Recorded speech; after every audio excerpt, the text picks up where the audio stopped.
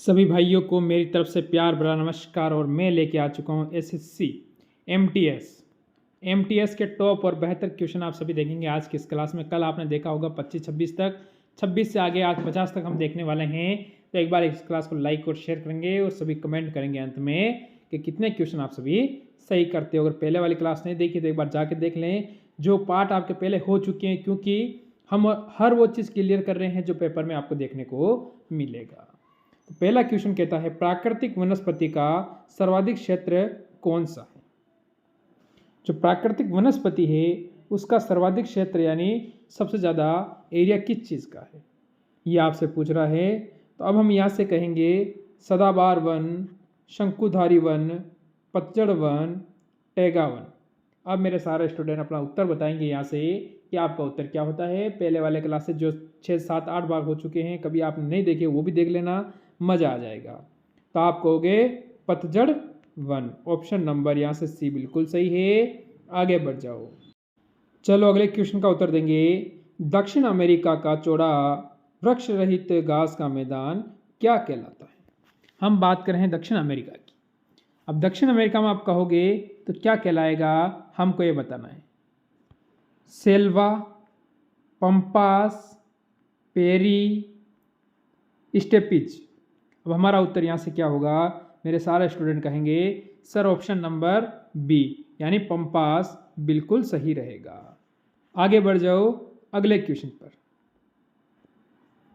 ठीक है, क्या कहता है शब्द केवल किस धर्म से संबंधित है, ये आपको बताना है। तो केवल्य जो शब्द हैं वो कौन से धर्म से संबंधित रखता है।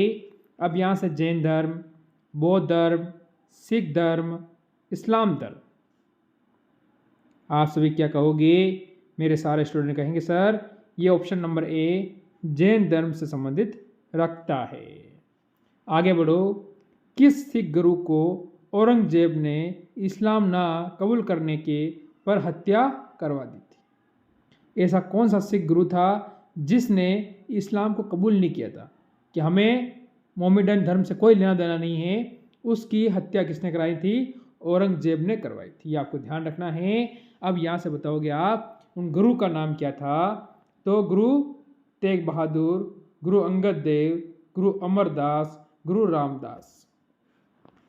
तो मेरे स्टूडेंट यहाँ से कहोगे Guru Tegh Bahadur, option number A सही है। सिखों के 90 गुरु है, ये आपको ध्यान रखना है। सिखों के 90 गुरु हो जाते हैं। आगे बढ़ो। विश्व रेडियो दिवस किस तिथि को मनाया जाता है। विश्व में जो रेडियो दिवस मनाया जाता है वो तिथि यानी वो डेट कौन सी है, ये आपसे पूछ रहा है। अगर आप ऑप्शन पे जाओगे 13 फरवरी, 23 फरवरी, 22 फरवरी, 16 फरवरी, तो आपको एक चीज़ क्लियर हो चुकी है कि वो मनाया सिर्फ फरवरी में ही जाता है। अब इस आपको क्या होना चाहिए, डेट मालूम होनी चाहिए। तो 13 फरवरी ऑप्शन नंबर ए बिल्कुल सही है। बढ़ो आगे। विश्व एनजीओ, आपको ध्यान रखना है, विश्व एनजीओ दिवस कब मनाया जाता है। विश्व एनजीओ दिवस है वो कब मनाया जाता है। मैंने एक बात पहले आपको कही थी कि मनाया तो फरवरी में ही जाता है, मनाया तो फरवरी में ही जाता है विश्व एनजीओ दिवस, पर तारीख कौन सी है, डेट कौन सी है, तो आप सभी कहोगे ऑप्शन नंबर सी 27 फरवरी को। आगे बढ़ो अगले क्वेश्चन पर। भारत में सर्वप्रथम सोने के सिक्के जारी करने वाला का श्रेय किसे जाता है। आपको ये बताना है भारत के अंदर सर्वप्रथम सोने यानी सोने के जो सिक्के जारी किए थे वो किसने किए थे। आप देखो गुप्त काल में हिंदू यूनानी को, कुषाण को, चोल शासकों को, तो श्रेय हमें देना है तो हम कहेंगे हिंदू यूनानी यानी ऑप्शन नंबर बी बिल्कुल हमारा सही रहेगा। आगे बढ़ जाओ। सर्वाधिक सोने के सिक्के किस काल में चलाए गए थे। अब इसने ये पूछा है कि देखो वो क्वेश्चन का कहने का मतलब अलग है, इसका अलग है। इसका मतलब है सर्वाधिक किसने चलाए थे, वो तो सिर्फ श्रेय दे रहा है कि भाई उसने चलाए थे। तो आप सभी कहोगे कि सर्वाधिक इसने पूछा है तो हम गुप्त काल कहेंगे, यानी गुप्त वंश भी कह सकते हो आप। ऑप्शन नंबर यहाँ से ए दे सकते हो।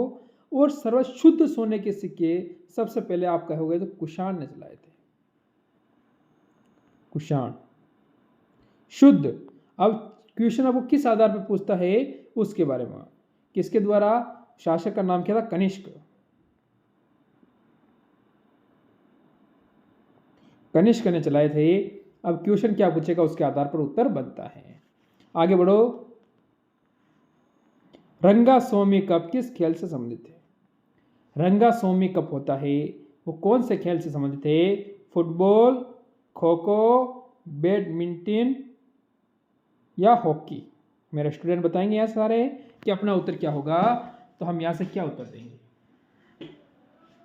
तो बिल्कुल हम सभी यहाँ से कहेंगे हॉकी, ऑप्शन नंबर डी, जो भारत का राष्ट्रीय खेल है। मैं कई बार बता चुका हूँ राष्ट्रीय खेल। बताएंगे मेरे स्टूडेंट, जूना खां निम्नलिखित में से किसका वास्तविक नाम था? यानी ये जूना खां नाम था वो ऐसा कौन सा दिल्ली का शासक था जिसने दिल्ली पे राज किया था, उसका वास्तविक यानी उसका ओरिजिनल नाम था, ये आपको बताना है। तो आप क्या कहोगे? मोहम्मद बिन तुगलक। मोहम्मद बिन तुगलक का मतलब होता है मेरे स्टूडेंट ऑप्शन नंबर सी हमारा बिल्कुल सही रहेगा। आगे बढ़ जाओ अगले क्वेश्चन पे। दोहरी शासन नीति को किस गवर्नर जनरल द्वारा समाप्त किया गया था? दोहरी शासक नीति, यह आपको बताना है। तो आप क्या कहोगे? यहां से मेरे स्टूडेंट यहां से बताएंगे आप सभी कि सभी का उत्तर क्या होगा। तो सभी कहेंगे sir Warren Hastings, option number A वाला यहां से बिल्कुल ही सही है। आगे बढ़ो अगले क्वेश्चन पर। मानव शरीर की सबसे बड़ी अंत, यानी आपको ध्यान रखना है मानव शरीर में जो सबसे बड़ी होती है स्त्रवी ग्रंथि कौन सी है? ग्रंथि के बारे में आपसे पूछ रहा है, तो आप क्या कहोगे? जल्दी से बताएंगे यहाँ से क्या उत्तर होगा। तो हम कहेंगे अवटु ग्रंथि, या इसको आप क्या एक और नाम है अवटु ग्रंथि, ऑप्शन नंबर सी पे जाओगे। इसका अन्य नाम एक और है, क्या है? थायराइड्स ग्रंथि। ठीक है, आपको अगर मैं एक और बता दूं, थायराइड ग्रंथि एक और नाम इसका हो जाता है। आगे बढ़ो। बालों का झड़ना तथा चर्म रोग किस विटामिन की कमी के कारण होता है? बहुत सारे रोग होते हैं, विटामिन की कमी के कारण होते हैं। तो हम सभी क्या कहेंगे? तो सभी यहाँ से क्या कहोगे? कौन से विटामिन की कमी के कारण हो रहे हैं? तो हम सभी यहाँ से कह देंगे मेरे स्टूडेंट ऑप्शन नंबर कौन सा? ऑप्शन नंबर यहाँ से होगा विटामिन B7 की कमी के कारण होता है। ये आपको ध्यान रखना है। आगे बढ़ो। भारी जल का अणुभार कितना होता है? भारी जल होता है उसका जो अणुभार होता है वो कितना होता है, वो आपसे पूछ रहा है कि भारी जल का अणुभार कितना होता है। 18, 20, 36 और 54। तो यहाँ से क्या कहेंगे मेरे स्टूडेंट कि सर हमारा जो उत्तर है वो ऑप्शन नंबर बी हो जाता है कि यहाँ से 20 बिल्कुल सही है। आगे बढ़ो। बेकिंग पाउडर के निर्माण में निम्न में से किस अम्ल का उपयोग किया जाता है? बताएंगे सारे स्टूडेंट। यहाँ से आपका उत्तर क्या रहेगा? क्या रहेगा आपका उत्तर? जल्दी से बताइए कि तो यहाँ से आप सभी कह सकते हो टार्ट्रिक अम्ल। ऑप्शन नंबर सी यहाँ से बिल्कुल सही है, टार्ट्रिक अम्ल। इसका एक और नाम है, मैं बता देता हूँ, दूसरा नाम क्या है? Sodium carbonate. इसका दूसरा नाम है सोडियम कार्बोनेट। आगे बढ़ो। प्रकाश की गति किसके बीच से जाते हुए न्यूनतम होती है? जब प्रकाश की गति होती है यानी जो सूर्य की गति होती है, जो स्पीड होती है आपको दिखता है, वो किसके अंदर से जाने से न्यूनतम का मतलब होता है कम। न्यूनतम का मतलब हो जाएगा कम। जल, वायु, कांच, निर्वात। मेरे स्टूडेंट ऑप्शन नंबर सी कांच बिल्कुल सही है। आगे बढ़ो। निम्नलिखित में से कौन सी योजना महिलाओं के शक्तिकरण का विकास से संबंधित नहीं है? ये बताना है आपको। तो आप सभी का उत्तर क्या रहेगा?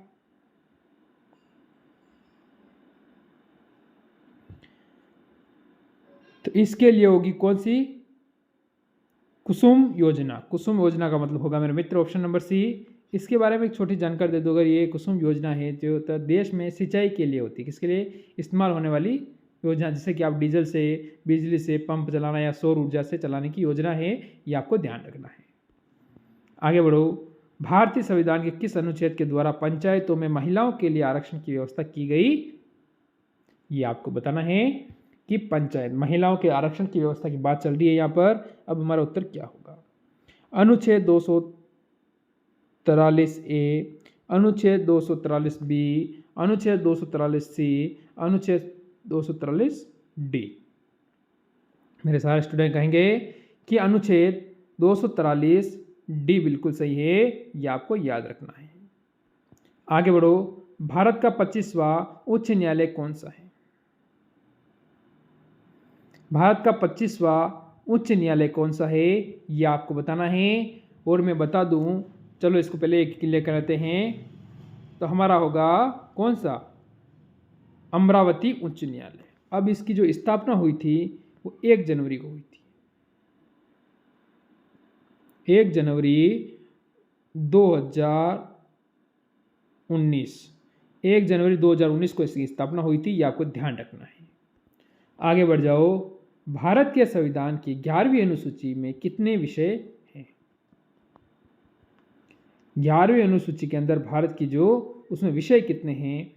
22, 24, 29, 32। अब मेरे स्टूडेंट बताएंगे क्या इस क्वेश्चन को मैं अगर आपको HW के तौर पर दे दूं तो क्या आप इसका उत्तर मेरे को कमेंट कर सकते हो? बिल्कुल कर सकते हो। आगे चलो।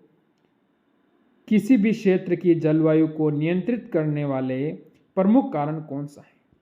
कोई भी क्षेत्र है वो उसकी जलवायु को क्या है? नियंत्रण करना, यानी नियंत्रित यानी अपने हिसाब से चलाना। तो उसका प्रमुख कारण क्या है?